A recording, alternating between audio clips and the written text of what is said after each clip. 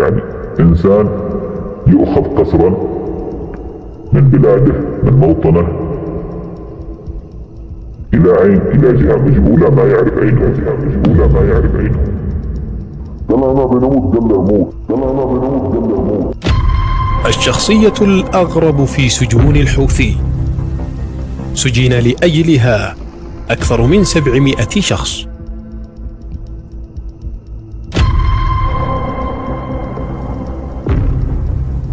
ولكن أخذوا الصغير والكبير بشكل إجرامي وزجوا بهم إلى السجن. توفى أخ لنا في هذا السجن كان يطالبهم بالدواء. أنا يقول لهم أعطوني دوائي، أخرجوني، اسمحوا لي بالاتصال لأهلي أن يعطوني الدواء، ولكن لم يستجيب له أي سجان ولم يستجيب له أي مدير أو أي واحد قائم في هذا المكان، مما أدى إلى الوفاة. حتى أن بعضهم قال له يا أخي موت، قال أنا بنموت، قال له موت،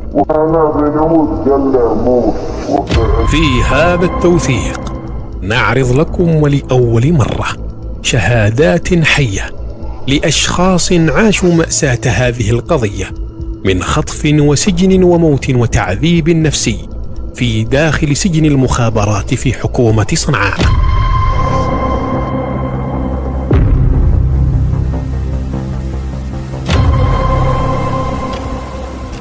في عام 2018 ميلادية كان السيد محمد بن عبد الله متوجها إلى بيته في أحد أحياء العاصمة صنعاء.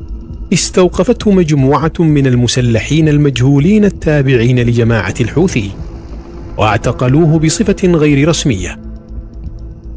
تم إخفاء محمد مدة شهرين وجرى من خلالها البحث والمتابعة عنه، وقد تم إنكار وجوده عند السلطات التابعة لحكومة صنعاء.